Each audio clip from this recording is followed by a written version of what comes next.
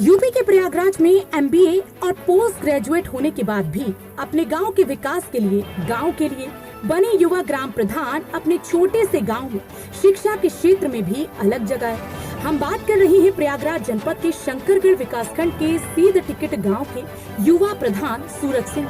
सूरज सिंह एक किसान परिवार के एमबीए एवं पोस्ट ग्रेजुएट युवा हैं। चाहते तो कहीं अच्छी कंपनी में नौकरी कर सकते थे, लेकिन इनका सपना था कि गांव के लोगों को शिक्षित करके अपने गांव का विकास करें। इसी सोच के साथ इन्होंने 6 वर्ष पहले एक प्राइवेट ITI कॉलेज की स्थापना अपने बाबा स्वर्गीय कुंज बिहारी सिंह के नाम से की। इनके पिता मान बहादुर सिंह का सपना था कि क्षेत्र में शिक्षा के क्षेत्र में कुछ करना है, लेकिन वो तो नहीं कर सके। उनके सपने को साकार किया सूरज सिंह ने। प्रधान का चुनाव लड़ना एक इत्तेफाक था। गांव के बड़े बुजुर्गों ने इन्हें आगे किया और चुनाव लड़कर जीत का सेहरा अपने सर पर सजाया। और अब गांव को हाईटेक बनाने का है सपना। इनका 2 सबसे बड़ा सपना है कि गांव में एक कॉन्वेंट स्कूल खोलकर गरीब बच्चों को शिक्षा के क्षेत्र में आगे बढ़ाना, और दूसरा सपना है कि अपनी प्रधानी काल में अपने गांव के हरिजन और आदिवासी बस्ती एक विवाह घर और बच्चों के खेलने के लिए मिनी स्टेडियम बनवाना है। अब आने वाला वक्त बताएगा कि इनका सपना कितना साकार होता है। प्रयागराज से नावेद खान की रिपोर्ट।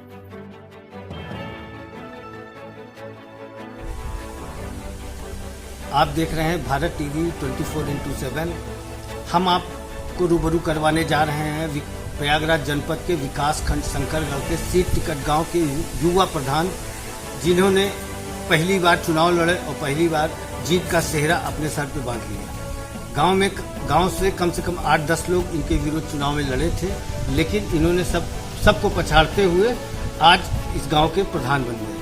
इनके बारे में कहा जाता है कि ये एक स्टूडेंट लाइफ से ही शिक्षा जगत से जुड़े और आज से 5-6 साल पहले इन्होंने अपने ही गांव में शिक्षा का अलग जगाने के लिए एक ITI विद्यालय का निर्माण कराया, जो इस समय चालू है।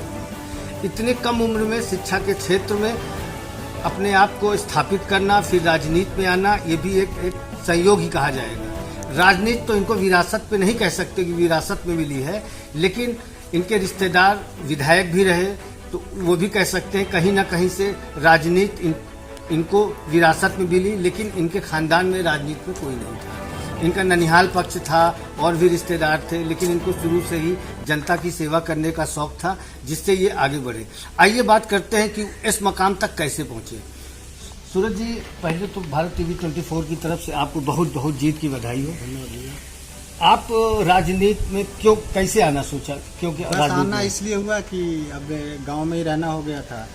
पढ़ाई लिखाई बंद करने के बाद जब हमने कॉलेज डाला तो गांव में ज़्यादातर रहना होता है, तो इस वजह से यहाँ की सारी कमियाँ गांव की जो थी जानकारी होने लगी सब कुछ। यह कि जब यहाँ रह रहे हैं तो उसको हम दूर करें, तो तभी से मेरी सोच बदली कि चलिए बस एक ही यही रास्ता था कि हम पंचायत में जब आएंगे तभी हम कुछ सुधार कर सकते हैं। नहीं उस तरह तो कुछ ज़्यादा हमारे हाथ में था नहीं, तो इस वजह से फिर ये हुआ कि चुनाव लड़ा जाए पंचायत। क्या राजनीति आपको विरासत में मिली? अब विरासत कहें चाहे जो कहें, अब हो गया। घर के लोग पहले से भी घूमना फिरना, सबको सामाजिक स्तर अच्छा था, सब जगह जान पहचान थी, और सब लोग सगे संबंधी भी राजनीति में थे, तो जानकारियां सब थी। ऐसा नहीं है, हमारे बड़े पापा जी भी प्रधान 2 बार रह चुके यहाँ से, तो उसका भी अनुभव था, और बचपन से घूमना फिरना सब जगह था ही, इसलिए वो भी कह सकते हैं कि पहले से भी कुछ मिला ही है, ऐसा नहीं है। आपने जो अधूरे बचे कार्य हैं गांव के, आपका गांव बहुत पिछड़ा गांव रहा है और कई लोग प्रधान बने। मैं भी आपके गांव को भी घूमा, आज भी ना रोड है ना नाली है। आपने क्या सोचा गांव के लिए? अब सबसे बड़ी बात तो यही है कि सही बात है, यहाँ जिसे गांव की पहली प्राथमिकता तो बनती है कि हर आदमी सोचता है कि अब इंटरलॉकिंग तो होना चाहिए। क्योंकि मैं कहीं बहुत पिछड़े गांव में गया हूँ, बुंदेलखंड में, तो चलिए ठीक अलग पैकेज आता है, वहाँ तो हर एक RCC बनी, चाहे छप्पर का घर बना हुआ था। तो हम भी यही सोचे हैं कि 5 साल में ज़्यादा से ज़्यादा कि ऐसी कोई गांव की खोर ना बचे जिसको इंटरलॉकिंग ना हो, चाहे जिस तरफ की हो। ऐसा नहीं कि हमारे ही तरफ की हो तो ही बने। तो ज़्यादातर यही है कि पूरा, चाहे मेरे 3 पुरवा हैं, कोशिश ये रही कि बड़ा पुरवा है, तीनों मिला के सब कुछ, पर ये है कि जितना काम यहाँ होगा उतना पहाड़ पे होगा, उतने पंडित वाले पुरवा में होगा, तो तीनों जगह मिला के ज़्यादा है कि इंटरलॉकिंग का काम कराने। आपकी ग्राम पंचायत में कितने गाँव हैं? ग्राम पंचायत में मेरे 3 पुरवा हैं, सीट टिकट, पहाड़, पंडित। ये जीत का श्रेय किसको देना चाहेंगे? अब जीत का श्रेय तो तीनों जगह है, पर सबसे ज़्यादा हमारे थोड़ा जो गरीब हमारा पहाड़ है वो हमको थोड़ा ज़्यादा मतलब कि हम उसको श्रेय देते हैं, और रही बराबर की भागीदारी थी सब जगह, ऐसा नहीं। अब भविष्य के लिए क्या सोचा आपने? भविष्य के लिए यही है कि सबसे बड़ी समस्या हमारे गांव में है, जो मेन मैं सोच के रखा हूँ कि हमारा जो गांव की आधी बस्ती से ज़्यादा, जहाँ कम से कम 6, 7, 8, 10 हज़ार लोग रहते होंगे, वहाँ 100-200 साल से वो बस्ती बसी है। जो हमारा पहाड़ आता है उसमें पहाड़ी नाम से है वो पंडितपुरवा, वहाँ कोई सरकारी योजना का जैसे कहते हैं कि चाहे स्कूल बनना हो, चाहे सार्वजनिक शौचालय बनना हो, पंचायत भवन बनना हो, या बाड़ा बनना हो, या हम बारात घर बनवाना चाहते हो, या ग्राउंड बनवाना चाहते हो खेल कूद के लिए, तो वहाँ की सबसे बड़ी शिकायत ये है कि लोग कहते हैं, हमारे ये लेखपाल कहते हैं, राजस्व के लोग कहते हैं कि वहाँ की उस ज़मीन पे नहीं बन सकता है। तो जब वहाँ कोई योजना नहीं पहुँच पाती है तो उसकी वजह से वो लोग बहुत पिछड़े हैं। और अच्छा, जब अगर 200 साल से वहाँ लोग रह रहे हैं, आप 100-100, 50-50 कॉलोनी बन रही हैं, हर साल सब नए घर बन रहे हैं, जब वो सब चीज़ें बन रही हैं, रोड बन रही है सरकारी पैसे से, नाली बन रही है सरकारी पैसे से, सरकारी पैसे से आवास बन रहे हैं, तो ये जो और योजनाएं आती तो वो क्यों नहीं बन सकती हैं? तो उसके लिए कहीं ना कहीं से, चाहे SDM स्तर से बात हो, DM स्तर से बात हो, कि उनको या तो जो जहाँ जिसका घर बना है उसको वो उनके नाम से चाहे लिखा पड़े, जो पट्टे जिस तरीके से हो सके उनको दिया जाए। और उसके बाद जितनी जो योजनाएं आती हैं, वहाँ बहुत सारी ज़मीनें खाली पड़ी हैं जिसको लोग आए दिन अपना घर बनवाते हैं या कुछ भी होता है, उसके लिए कोई रोक टोक नहीं, तो इसके सरकारी योजनाओं के लिए भी वहाँ वो दिया जाए।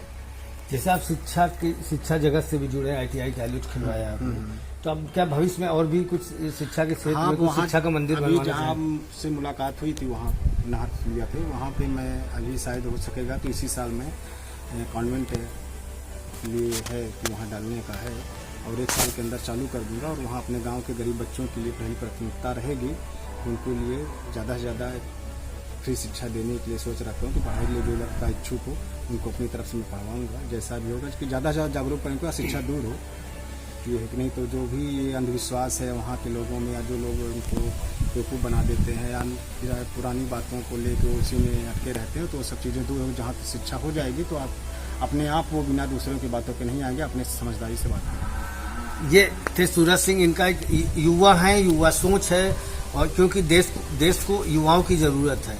इनका सपना है कि अपने जो हमारे गरीब बस्ती है वहाँ पे स्कूल खुले, स्टेडियम बने, वहाँ सारी सुख सुविधाएं हों, साथ में क्योंकि शिक्षा के क्षेत्र से जुड़े हैं, स्कूल कॉलेज चलाते हैं। अब इनकी तमन्ना है कि गांव के ही नहर के पास एक कॉन्वेंट विद्यालय खोलेंगे जिसमें सबसे बड़ी प्राथमिकता होगी गरीब बच्चों की।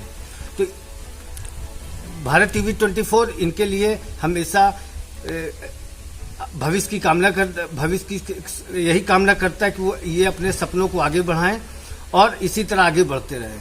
भारत TV 24 के लिए प्रयागराज से नावेद खान।